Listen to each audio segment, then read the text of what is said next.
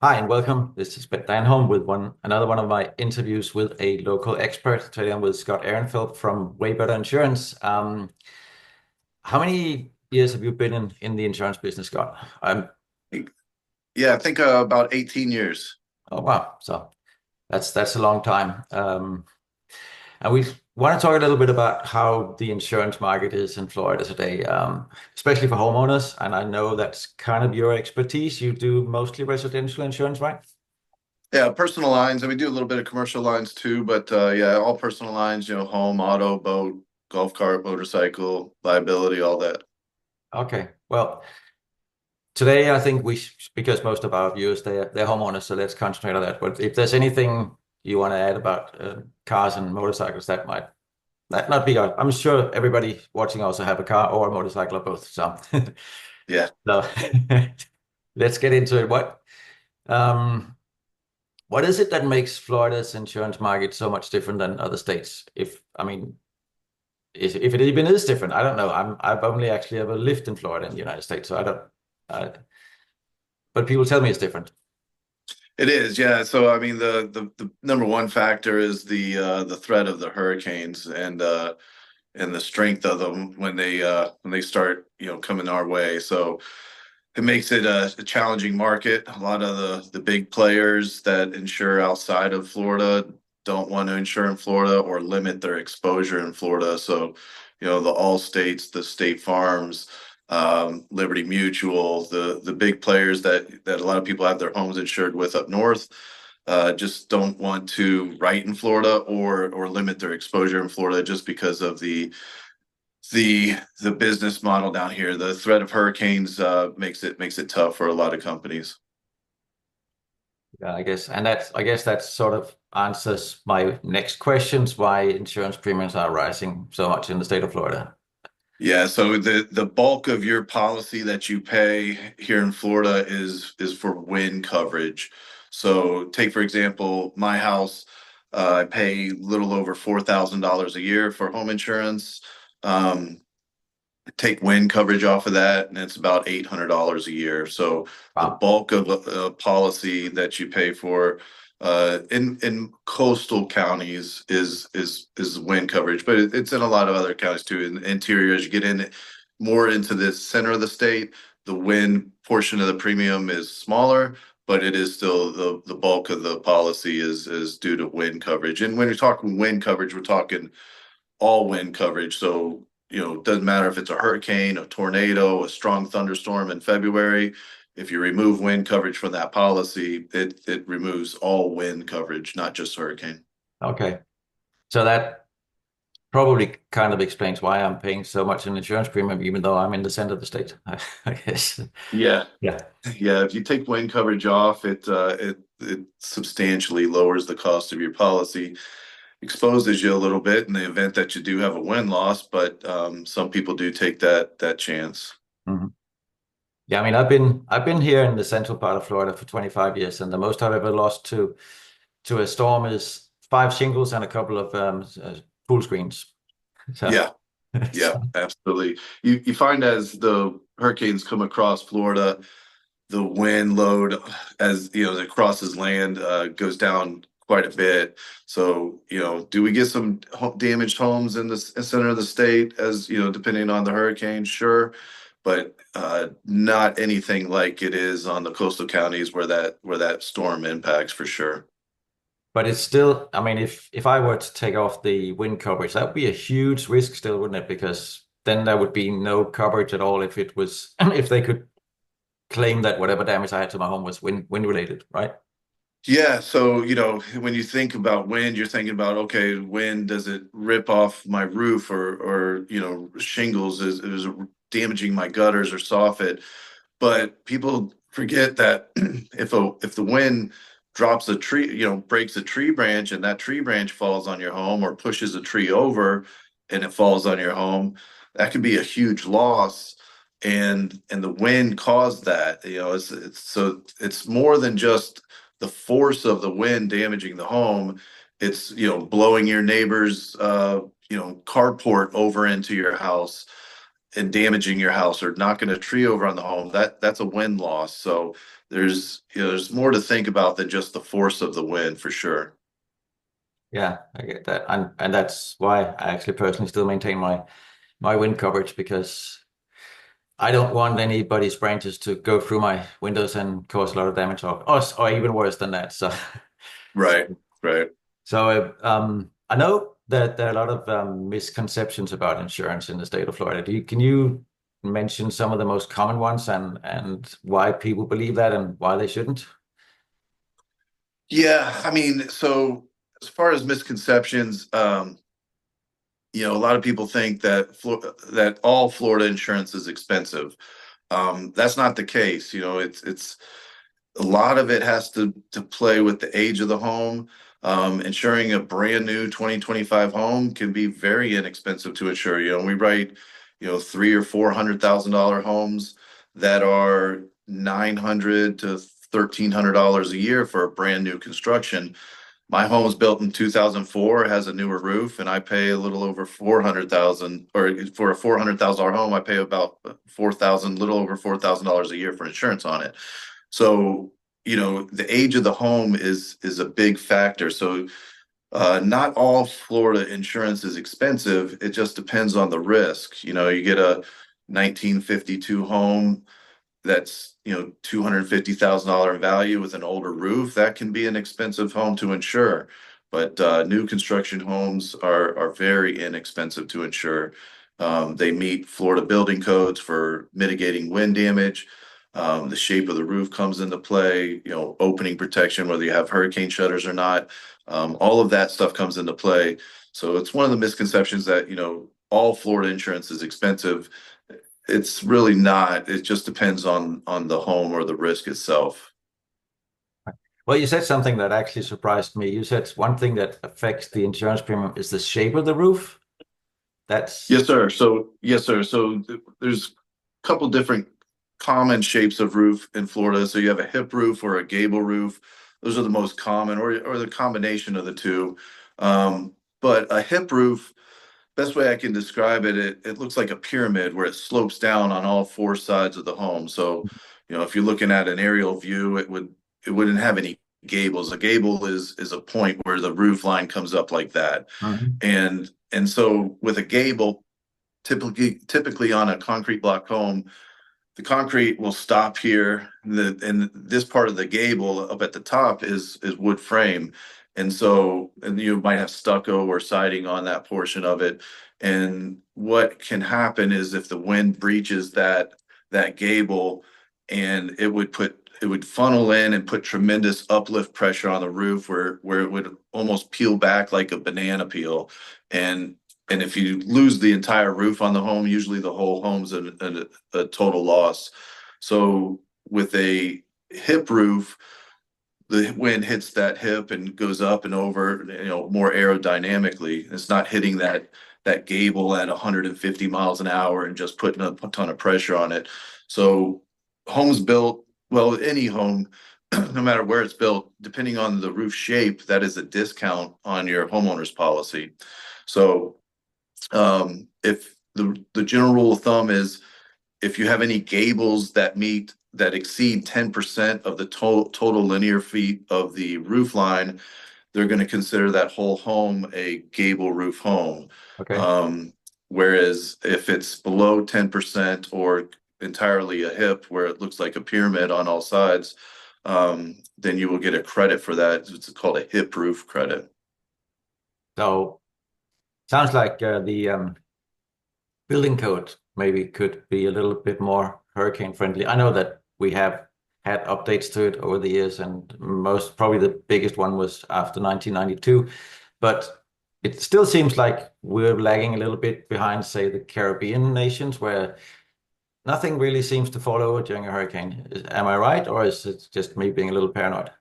Yeah. So yeah, I mean, it's, depending on I think one of the biggest things that Florida should take into consideration is metal roofs, and making those mandatory, to be honest with you, because they are they have the least amount of claims when it comes to a hurricane wind damage. Mhm. They just do shingle roofs. During Hurricane Ian, 70% of my shingles were in the woods behind my house when that storm was over. Tile roofs, even though the tiles are heavy, those tiles can go flying off the roof and or get lifted and put back down, which is roof damage. And those are expensive roofs and large claim losses. During Ian, September 28th, 2022, it was a bad storm for our area. I can count on probably one hand the number of metal roof claims that I took, whereas we had hundreds and thousands of shingle and tile roof claims. Mhm. So I feel down in the Keys, most of those homes have metal roofs down there, and they perform very well. And in the Caribbean, I feel like most of those roofs are metal roofs, and they perform very well. As far as the structure and how it's built, anything built after 2002 meets a Florida building code with the strapping of the trusses to the outer walls of the home and how they're attached to hold that roof system down. Any roof put on after 2012, the plywood that is attached to the trusses of the home has to be nailed with an 8-penny nail, which is just a longer shank nail, Mhm. spaced every 6 inches apart to better hold that plywood to the trusses so it doesn't come peeling off. So they're made, I feel like the integrity of the building itself is pretty well down here for homes built 2002 or newer. But the roof itself, the roof material, I feel you're way better off going with a metal roof, which I did after Ian, and Mhm. it'll last longer and you'll have a lot less headache when it comes to a storm. It's interesting. I would actually have thought you would have said built more in concrete overall, but Yeah, uh, the I live in a wood my house is a wood frame home. It's a custom built wood frame home with 2x6s instead of 2x4s, which a lot of cheaper builders will use the 2x4 construction. mhm. But my house went through Hurricane Charlie, which was a bad storm that I went over the house in 2004, August 13th, 2004. Ian, which was a bad storm for us, that beat on us for 12 hours. Um, ripped more than half of my roof off. But the house itself was stood just perfectly fine. I think the key is opening protection, the hip roof opening protection, and a metal roof. I feel like you're very well protected in a storm. During Ian, I had a tree branch hit one of my hurricane shutters on my window and dented it up pretty bad. But if I didn't have a hurricane shutter up there, it would have smashed that window. And then that's when wind funnels into that house. When the wind's blowing 130, 150 miles an hour, it's funneling in through that opening, and that's when it creates all kind of damage inside, whether that goes up and hits your drywall on the ceiling and blows that out and then goes up in the attic. It's bad news once there's an opening created. Mhm. And so I think between the combination of opening protection, hurricane shutters or impact windows, um, and a metal roof. You're in and the shape of your roof plays a factor. Like I said, the hip roof, feel like you're in a pretty good position to be protected from that storm. Yeah, I can see that. So, what does the typical homeowners insurance in Florida cover and for people? Yeah, so there's two parts of the policy that you have the wind portion, as we were talking about, and when it's a named hurricane, that usually comes with a 2%. Standard is a 2% hurricane deductible. So on a $400,000 house, you would have an $8,000 hurricane deductible. So before anything would pay out, the first 8,000 is your responsibility. And then you have what's called all other perils, and that's standard deductibles $1,000 or $2,500, and that's going to cover everything else in the policy. So water pipe break, fire, theft, vandalism, smoke damage, lightning strike, hail damage. So all of that kind of stuff. Those are the big ones that happen. The water pipe breaking is the most frequent claim that we see. a lot of these homes in Florida, the older ones have copper pipes, and they will get a pinhole leak here and there. And or if like your ice line, the ice line to your refrigerator burst, or a fitting fails, and you wake up and you step into an inch of water on your floor. That's the most common claim that we see. So that, those are the most common claims. Okay. So, what is the most common thing that is not covered that surprises people the most? They think, "Hey, I thought I was going to claim this on my insurance, but I couldn't." What would that be, if anything? Yeah, so it's usually stuff that happens slow and over time. So insurance is made for sudden, unexpected events. So like I said, you wake up in the morning, you walk out in your kitchen, and there's an inch of water on the floor that wasn't there the night before. And you open up your kitchen cabinets and you see underneath your sink that a fitting has failed, or a pipe has burst, and it's just spewing water out everywhere. So that's a covered claim. What's not covered is, with most companies, is there's a pipe that's dripping underneath your sink, dripping, and that's going on for 3 to 4 months. You might wipe up a little water and think that you just um, overflowed the sink a little bit, when you're doing dishes, and there's little water under there. You wipe it up, you don't notice the dripping, and that pipe is just dripping over time. And then one day you see some mold growing up on the back side of that cabinet or something. You investigate it further, and you push your hand back there, and your hand goes through the drywall, and it's all moldy back there and everything. And that claim has been happening for some time. Most policies do not cover that because it wasn't sudden, unexpected. It's something that's been slow and happening over time.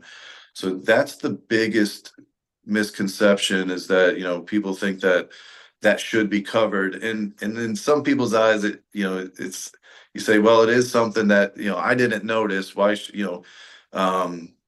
it not covered? And the insurance company says, well, the policy contracts states it's sudden, unexpected events. It's for a burst pipe. It's not for that. So there are some policies that will cover that. Majority of them don't. You could have a dripping pipe in your shower where you turn your shower on behind the tile, and there's some kind of drip behind there that's happened. You lean on that tile wall and it collapses one day. Typically not covered. And so those are the tough claims that make people upset when they're not covered. I can imagine, because that can be really expensive. Absolutely, absolutely.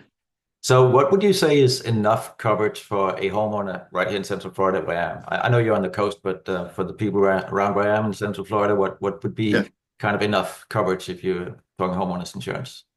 Yeah, so I mean, it's a case by case scenario. So one thing we have to do is, when we're doing a new quote for someone, we have to ensure that the dwelling at replacement cost. So we go to public records, we look at the square footage of the house, what type of roof you have, whether you have a pool, the square footage of that pool, the porch, square footage of your garage, if it's average construction, above average construction, and we put all that into a replacement cost estimator, and it spits out a number and says, okay, the insurance company says you have to insure this house for X amount of dollars, and you can't go below that. So, sometimes we get some calls from people who say, well, I only owe $70,000 on my mortgage. I just want to buy $70,000 of insurance on a 2,000 square foot home. It's not possible. So we have to insure the dwelling at replacement cost. Then, it's kind of personal preference after that, as far as personal property goes. Me personally, on my personal property, I insured at actual cash value. It saves me about $500 a year. And, being a homeowner for 20 years or so, I've never put a claim in on my personal property coverage. And so, I go actual cash value. And that means that, if my couch burns up in a fire, my couch is probably 8, 9 years old. If it burns up in a fire, they're not going to replace it with a brand new couch for me. They're going to give me what an 8-year-old, 9-year-old couch is worth. So instead of replacing it with $3,000, I might get $600, which I'm fine with, because I am in a position to just go get a new couch if I need it. And the way I think about it too is that, I just bought a new truck recently. If I Probably 8, 9 months ago, if I go wreck it today, my auto insurance doesn't buy me a brand new truck. It's going to depreciate it and give me, what an 8 or 9 month old truck with X amount of miles on is Hmm. worth. And so I'm not worried about insuring all this stuff inside my house. So this one way you can save some money on the homeowner insurance policy is go actual cash value on the contents. Now, if you have some stuff you really enjoy and you wanted that stuff to be replaced and you want to pay a little extra for that, by all means, you can get replacement cost on that contents. You're just going to pay a little bit more money for that. And then those items are replaced at today's current value. Um, then you got your add-ons, your endorsements like animal liability. If you have some animals and you're worried about them injuring somebody, we can add animal liability coverage. You can schedule out personal property. If you have jewelry, guns, fur coats, and you want those items to be replaced for theft, there's very little coverage on homeowners policies for those items because they're valuable items that in the event of a theft is usually what people are stealing. They're not stealing, TVs these days. Or TVs aren't that a lot of money, but you a Rolex in the bedroom, those are worth some money. So for theft, there's very little coverage for those items. So you can build the policy you can customize it to what your situation is. But ensuring the home at replacement value is guaranteed. You have to do that, and then you can kind of build the policy to your specific situation. Interesting. So specifically for first-time home buyers, do you need to have separate wind, flood, and hurricane insurance, and other, or can you do everything on the same policy? So there are some companies that do all of that on the same, and it's basically the flood. So almost every company does the home and the wind. Depending on where you're at, if you're in a wind zone, Fort Myers Beach per se, someone will say, well, we'll do everything. We'll do the home, but we don't want the wind portion of it. So we got to put that wind portion somewhere else. But especially in Orlando, where you're at, just about every company that will insure the home for all other perils will add wind coverage. And there are a number of companies that will have the flood endorsement on there. Tower Hill's a big company that adds the flood endorsement. American Integrity, Ovation, Florida Peninsula, Edison, just to name a few. All of those will have a flood endorsement. If you're in a coastal county near the water, it might not be available to you for that endorsement on those policies. But in Orlando, where you're located, by all means, yeah, a lot of them will add that flood endorsement, and it can be considerably less expensive than the national flood insurance program or some of these private flood markets out there. So if it's an option, it's usually less expensive, and you have everything with one carrier. So there's no arguing over, hey, was that a flood claim or a wind claim? That carrier's paying out on it, and so they're gonna handle it properly. I guess I didn't think of that, but obviously, if you have two insurance companies, they might end up fighting over who actually has to pay. I get that. So, Yeah, we see it sometimes, especially after a hurricane when there's flooding event and then a wind event. The flood adjuster will say, well, that was from wind and vice versa. So it can be a little bit more difficult. But when you have the one carrier that's paying out everything and the same adjuster doing it, it's just it's how they pay it out at that point. so if you're buying a home, and you want to know if whether or not you would have to pay flood insurance, how do you know? I mean, I know not all MLS listings are straightforward and putting that information out there. So if you're looking to buy somewhere, how do you determine whether or not you need flood insurance? Yeah, the best way is just to give me a call or shoot me an email, and I'll throw it into the National Flood Program's rating system, and it'll give me a flood zone determination. Mhm. And I can tell you if what I'll tell you is if you're getting a mortgage, if it's required by the mortgage company or not, Mm. essentially. I will never be the person that tells you you don't need flood insurance, regardless of where you live. Mhm. Because the minute I tell you that, then 6 months later at flood, you'll be knocking on my door saying, "Hey, you told me you don't need flood insurance." We are in Florida, and the potential flooding is whether it's storm surge from a hurricane or the retention pond that you live on, comes up and comes into the house, or you just have some heavy downpours that that the drainage isn't working great in your neighborhood and the water comes in your house, it's a possibility for sure. But I can tell you if it's required by a mortgage company or not, just based on the flood zone that pulls back for me. Yeah, because even if you're covered for water damage, but they can determine that it actually was a flood issue, then you're certainly not covered. Is that not correct? Yeah, that's correct. So the definition of a flood, a basic definition is on a normal buildable lot, a 10,000 square foot lot, 15,000 square foot lot. If you're a definition of flood is rising water from outside the home that comes into the home and your neighbor's home. So when you see, we see these videos after a hurricane and there's people, walking in chest high water or canoeing down their street, and you look over at their house and the water's up in their house and their neighbor's house and their neighbor's house. That's a flood event, and that would require a flood policy for it to be paid out or a flood endorsement on the homeowner's policy. When you're talking about water damage on a homeowner's policy, you're talking about a burst pipe or a failed fitting, or wind has created an opening into that house and water has been driven in through an opening. You're not talking about that rising water. So, when that rising water comes up and it's coming up your driveway into your house, touching your toes, your ankles, your knees, that's a flooding event, and that's when you need a flood policy. Otherwise, your homeowner's policy will not cover that.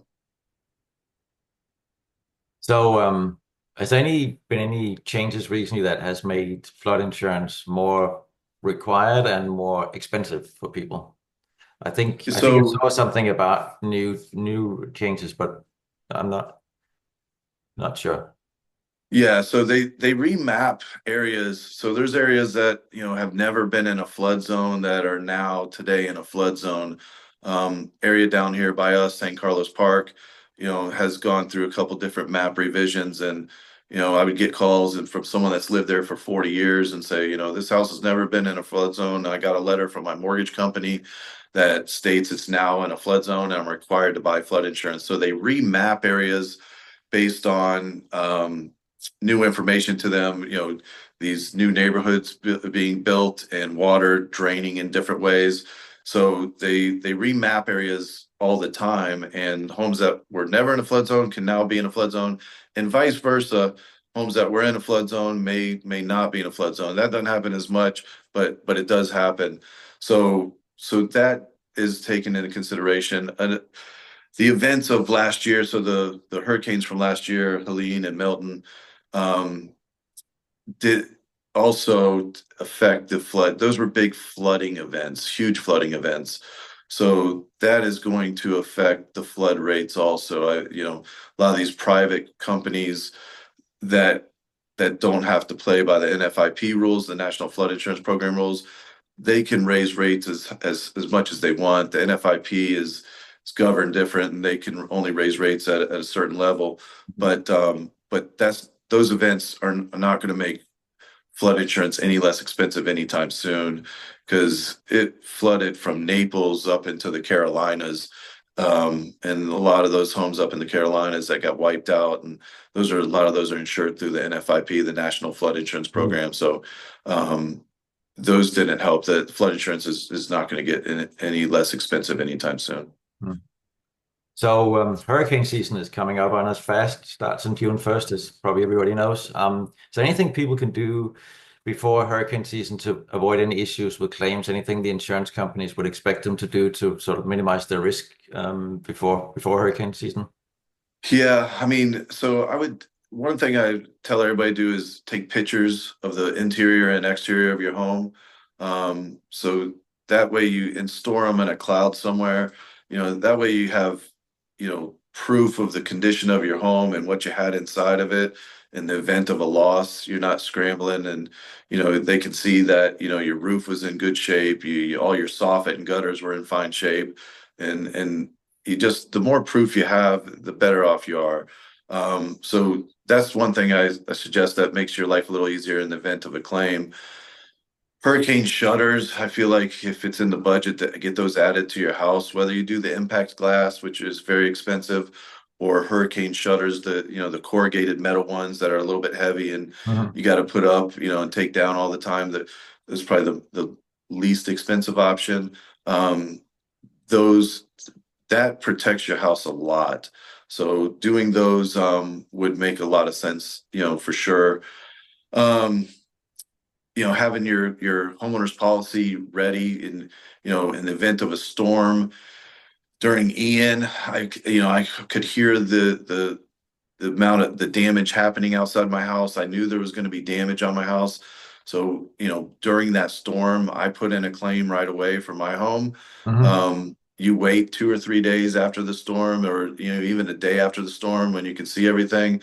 Um, it's a lot tougher to get through to the insurance carriers because, you got thousands of people putting in claims. Hmm. Makes it a little bit more difficult. So, just having all that stuff ready and prepared, hurricane shutters to protect the house is a good situation, for sure.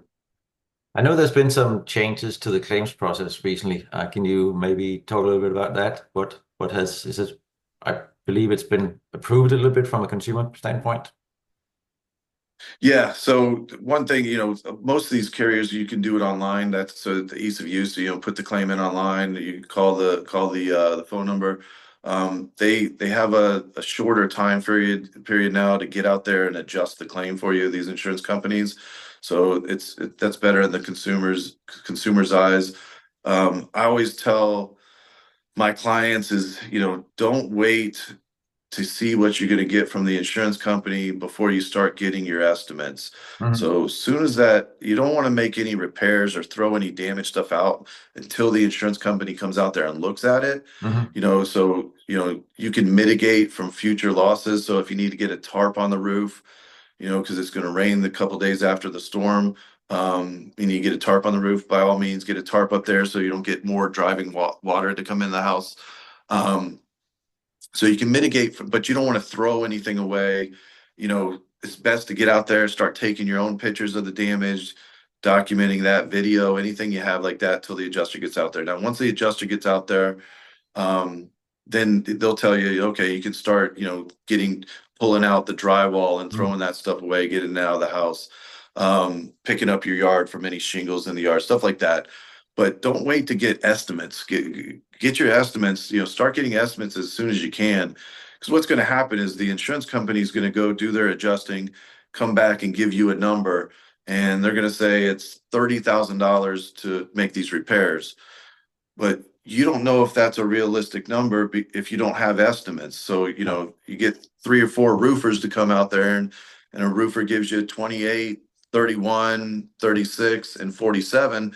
Well, the 47 is an outlier, and you're not going to get that from the insurance company. If the insurance company's offering 30 and you got quotes from 28 to 32, well, then you pick the roofer you want. And then if it's the $32,000 one, you give that to the adjuster and say, hey, this is the contractor I'm going to use.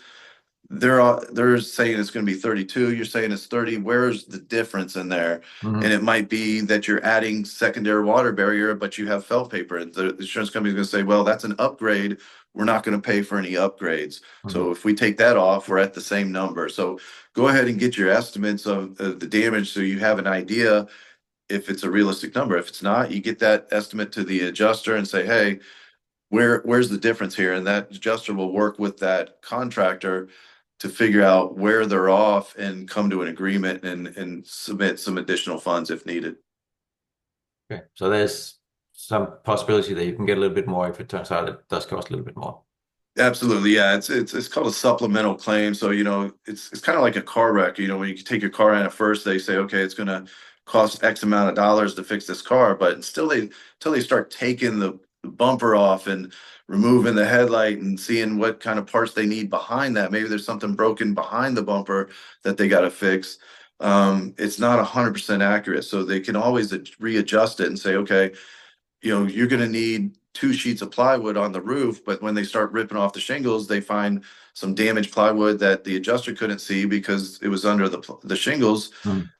So the roofer's gonna come back and say, well, actually, we needed 8 pieces of plywood for this, so it's gonna be X amount of dollars. So that happens with some regularity, and they just submit it, and it's a supplemental claim. Note the damage, take pictures, say, okay, this is why we need a little bit more because there was damage that wasn't seen, and the adjuster looks at it and then cuts you an additional check if needed. So whenever people buy a home, I always recommend they do a wind mitigation, and they usually need it for insurance purposes anyways. What is it actually I'm telling them to get? What is a wind mitigation? Yeah, so homes built prior to 2002 in most of Florida, 95 in Miami-Dade, but in most of Florida, 2002 took a building code on with the product that they put on the roof, the shingle, the tile, and then the way they nail and strap the roof to keep the truss system held down, opening protection in certain counties. So if the home was built prior to 2002, you 100% need a wind mitigation. If it's built after 2002, depending on where you're located, you might not need one. If you have like if you're in Orlando and you have hurricane shutters, then yeah, it makes sense to get a wind mitigation because it's not code in Orlando to have hurricane shutters, but you want to get that credit. And the only way you'll get that credit is the wind mitigation inspection. So it looks at 6 or 7 different credits on the wind mitigation. So it's the Florida Building Code, the product that they put on. Does that product meet the Florida Building Code of 2002? And that so any roof put on 2002 or newer should have that approved product. So that's a credit, the FBC credit. The second one is the roof deck attachment. It's the nailing of the plywood to the trusses. So any home 2002 or newer is going to receive that credit. Prior to that, they were maybe using a staple, which is not really attaching that plywood to the trusses very well. So if wind gets under it, easy to peel back. More damage for the home insurance company to pay out, less credit for the homeowner. So if you had it re-nailed with an 8-penny nail, the long nail every 6 inches, it's just securing that plywood to the trusses a lot better. It's a credit that the insurance companies will give you on your homeowner's insurance. They look at the clips or the wraps, which are straps that are embedded into the concrete walls around the perimeter of the home, and they wrap around or clip to the side of the trusses, which is holding that roofing system to the outer walls of the home. And better, the roof stays on, not peels back, less money the insurance companies pays, bigger credit for the homeowner. I'll give you an example. I was just quoting one the other day. The policy was $6,000 without that hurricane clip credit. It went down to $3,200 with the hurricane clip credit. Wow, So that's a lot of it's money. a big it's a big credit on some homes. So it's and so they look at that. They look at the shape of the roof we were talking about earlier, the gable versus hip. Or if it's a flat roof, there's no credit for a gable or flat. There is a Mhm. credit for a hip roof. They look at secondary water barrier. So I think up north they call it water and ice shield.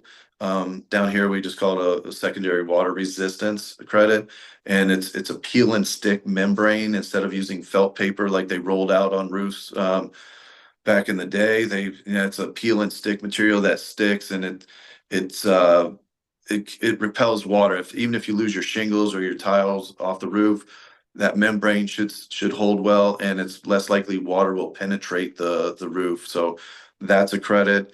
And then the opening protection credit, whether it's hurricane shutters or the impact windows.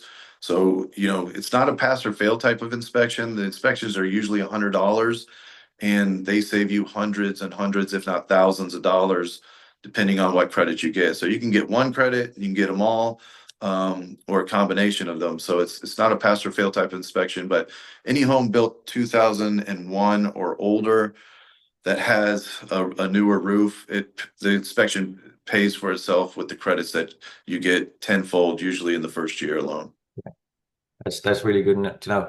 So a lot of times, especially when you watch TV commercials, they talk about bundling your home and auto insurance. Is that always a good plan, or is that only under certain circumstances? It's Yeah, so I mean, if you can do it, it's a good plan, but 99% of the people in Florida aren't doing it these days because, as we talked about a little earlier, the big companies that writing auto insurance, the State Farms, the Allstates, the Liberty Mutuals, Travelers, Progressive, Mercury, most of them don't write home insurance in Florida or have very limited options.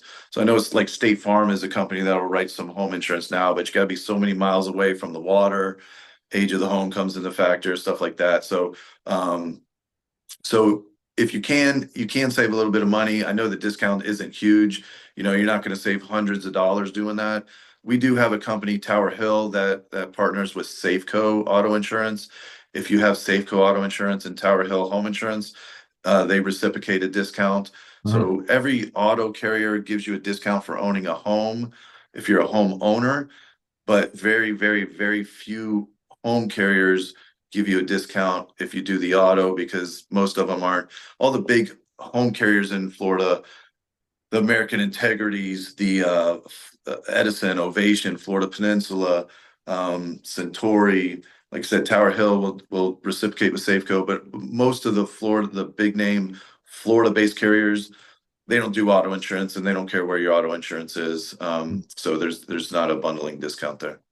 So actually, you mentioned State Farm, and I regularly, probably every other month, I get a letter from State Farm stating that they can do my home insurance for Yeah, $1,800, and they actually have a very accurate description of my home in that letter they sent me. And a couple of yeah, times I've called them up to see what they can do, and it usually ends up costing 3 or 4 times as much as they said in the letter. I mean, what's with that? I mean, why do they? How yeah. can they get So it so much wrong? Because they seem to actually know my home. They have my address. They know everything about my yeah, home. so that's a big insurance marketing tactic, and so it's something that we do too. We haven't in a while, but we will do those every now and then. But a lot of insurance companies do it. So public records information in Florida, as you know, is pretty easily accessible. Mhm. And so I can grab all the information of your house, even a picture of your house, the square footage, how many bedrooms you have, whether you got a pool. And so insurance companies or insurance agencies, what they do is they grab that information and they take a home. Usually, what it is, it's a brand new construction home in your area, come up with the best possible price for it, and send you that mailer in the mail. Say, hey, we can insure your house for X amount of dollars. And then underneath it in the fine letter, just like with any marketing, is like, well, this is a sample quote. It's not realistic. We got to, certain characteristics of your Well, house might I differ. still have to So that, find that small print in those letters from State Farm, just saying, but absolutely. It's like a car dealership, it says, well, so, 0% financing for, 60 months. And then you find out that you got to have a 950 credit score and, put $20,000 down on it to get that, so it's one of those things that's like the perfect scenario. I would say 9.5 times out of 10, when you get those in the mail, you're not going to get that exact rate, like to the no. penny. Um, I didn't Now, expect that, but actually I was yeah, shocked how much more expensive it was, particularly because yeah, they actually mentioned my house exactly as it is. But I mean, we don't need to go. I do marketing too, and so I know what to do. But yeah, yeah, so yeah. so let's move on to something else.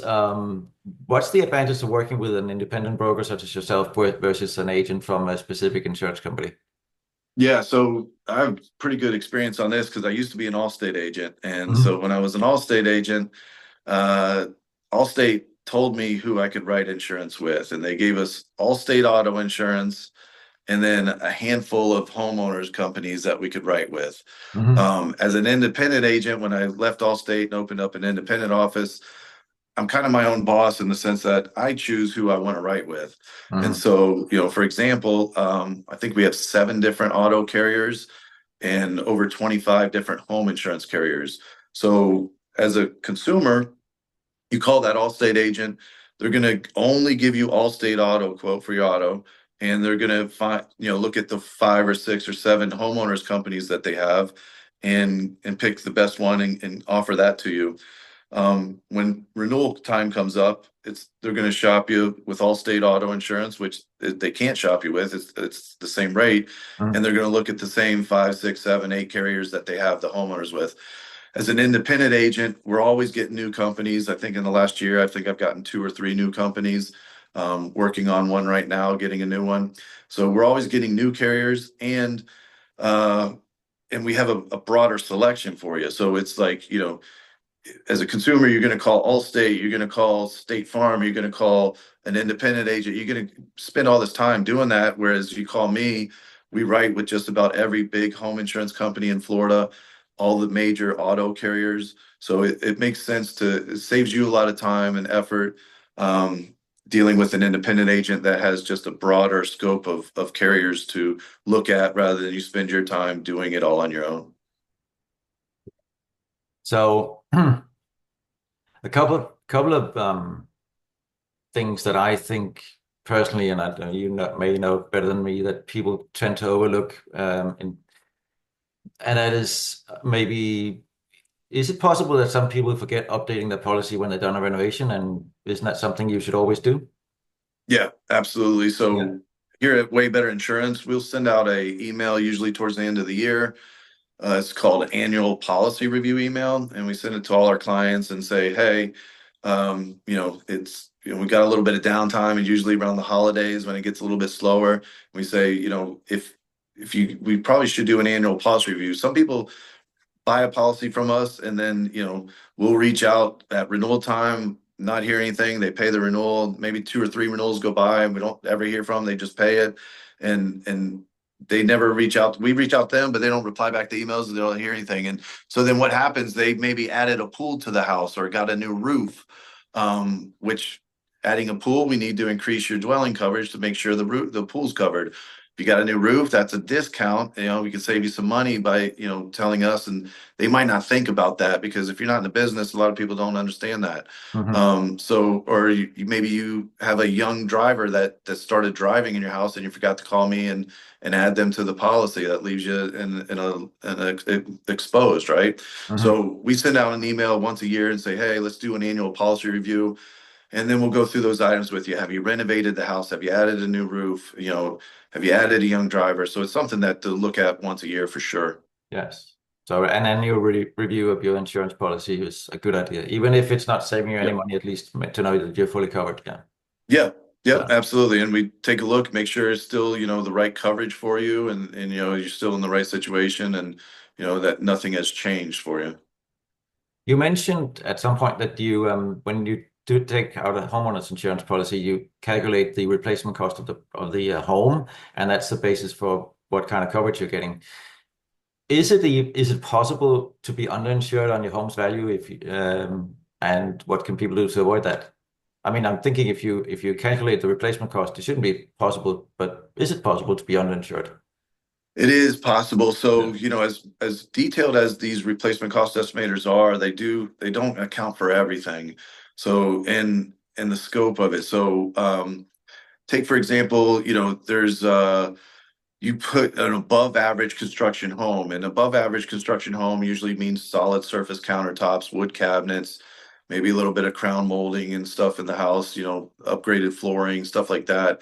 But the quality of it can play a big factor. If you get some, imported marble countertops from Italy, that's not an option on the replacement cost estimator. Or if you have a lot of tray ceilings or a lot of upgrades in the house, it's not something that the replacement cost estimator can really, there's not a lot of dollar figures signed to that. They have one for an outdoor kitchen, but there's some outdoor kitchens that are very basic, a grill and a countertop, and you got some that have a kegerator and a refrigerator built in and, a sink and, elaborate outdoor kitchen. So, Mhm.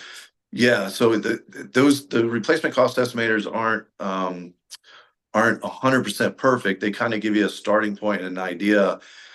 When it's a new construction home, we say, okay, what's the construction cost? If they own the land, what are you paying to build this home? Well, Mhm. I'm paying 842,000. So, okay, well, let's cover you for that. Maybe put a little bit of cushion on top of that in case of inflation or anything like that.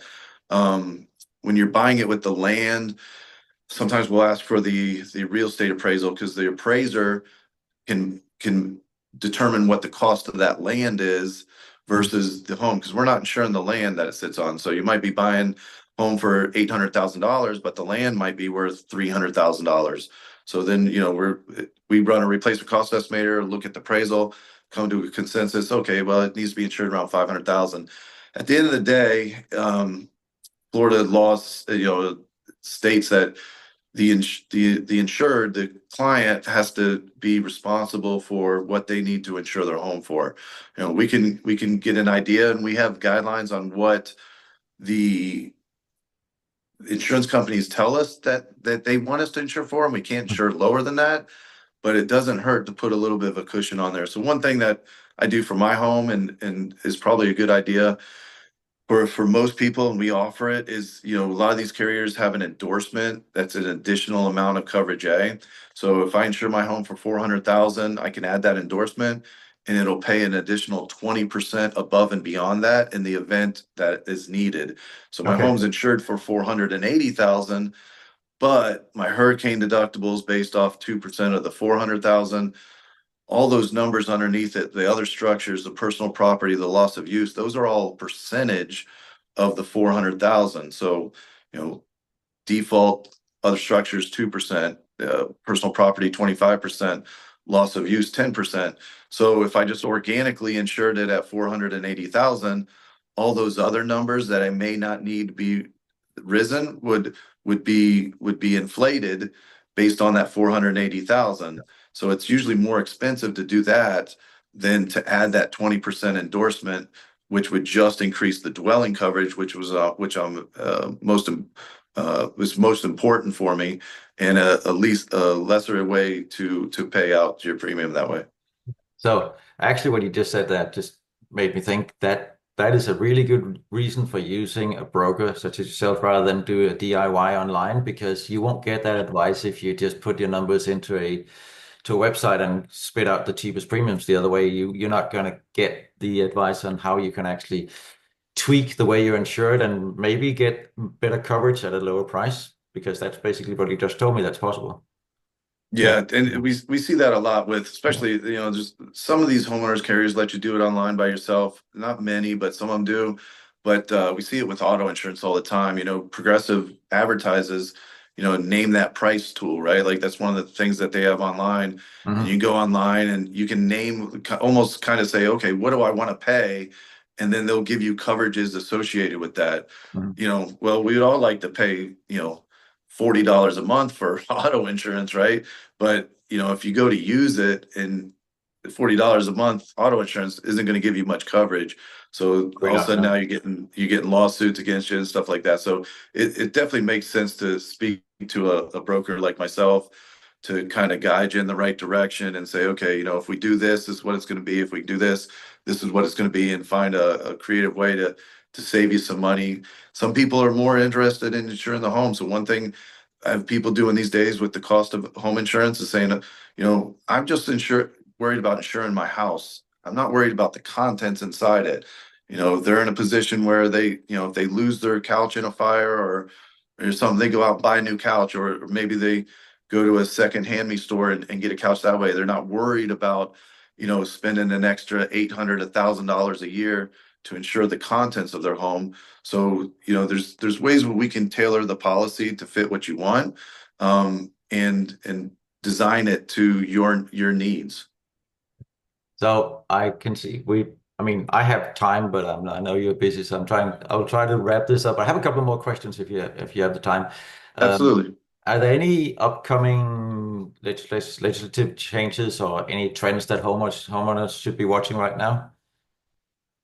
So they made some changes last year that really helped the insurance companies, with a lot of these scam roofers going around knocking on doors saying, sign this paper, I'll get you a free roof. So they changed that for the better, and that's why we're seeing this year some home insurance rates go down actually. So between that and not having any bad hurricanes for a couple of years, the storms last year were flooding events. They weren't big wind events, so that didn't hurt these insurance companies a whole lot.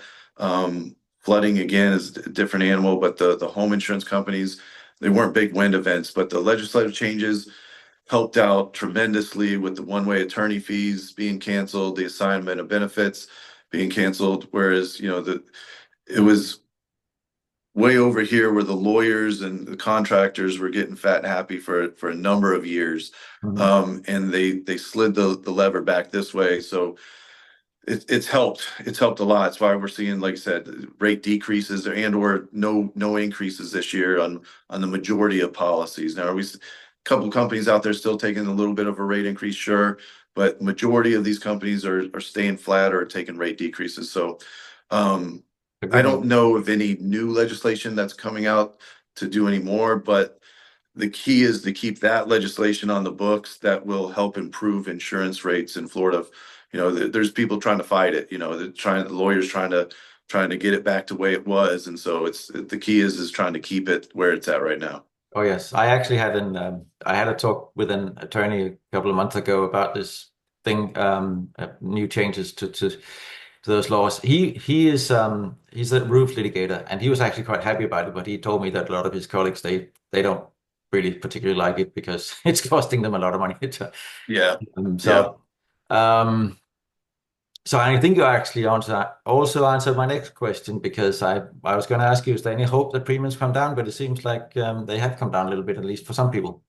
They for sure. I'd say we went through a couple years there, especially, after Irma, and then, 2021, 22, 23, when we were seeing huge increases, right? Like people's policies went up 40, 50, 80% in some cases. There was, hundreds of dollars going up, and we're not seeing that now. So it's getting better. The key is get through this year with no hurricanes Hmm. or limited hurricane damage.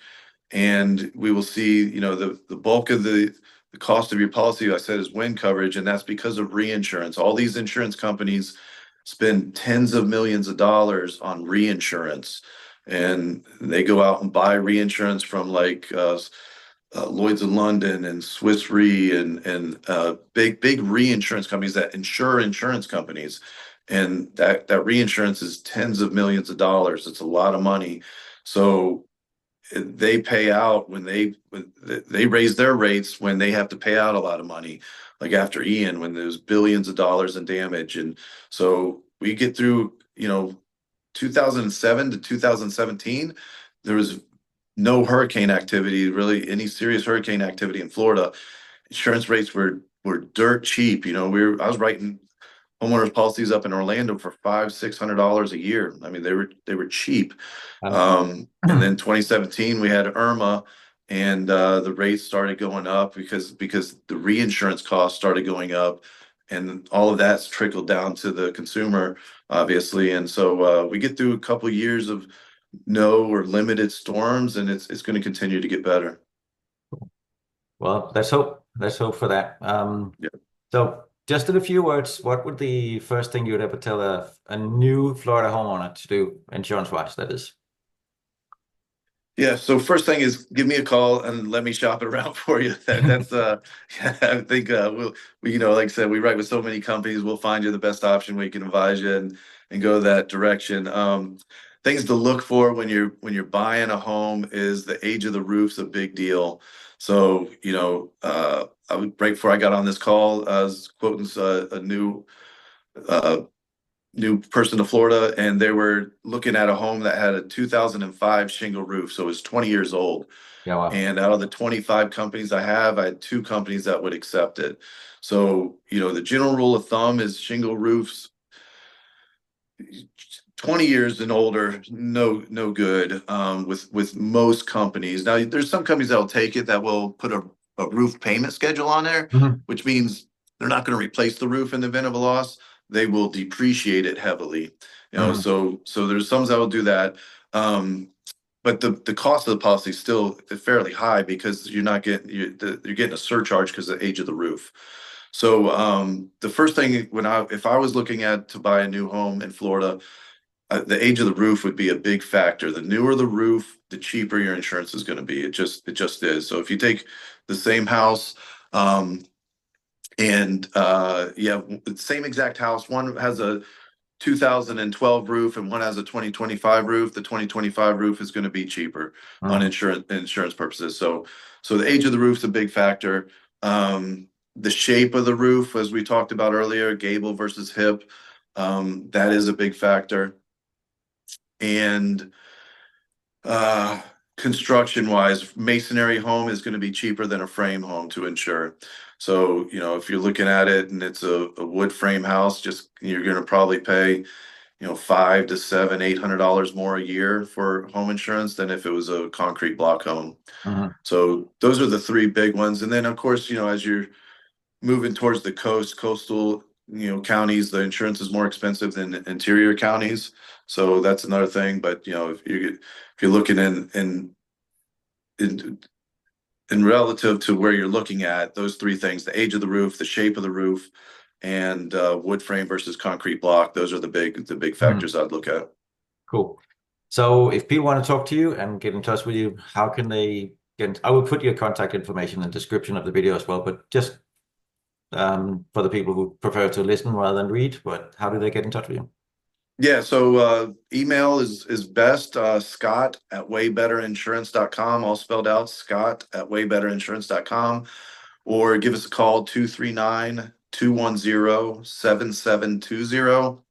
We do write in every county in Florida. So, while we're based out of Southwest Florida here, I'd say 60% of our clients are spread out throughout Florida. So it doesn't matter where you're at, we can help you.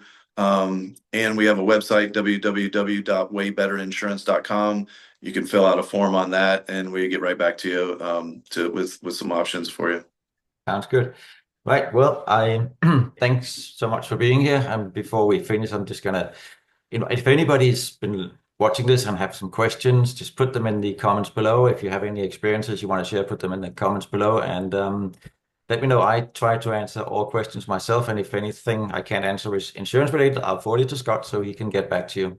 And if you like the channel, please subscribe, like, and hit that little notification bell. That would be great. That helps the channel and me, and it keeps you informed about all things real estate in Florida. All right, that was a little personal commercial there. So it's been really great having you, Scott, and I'm enjoying it, and I learned a lot today, and I hope people watching had too. And thank you so much for being here. Thanks, sir. Yeah. All right. Going.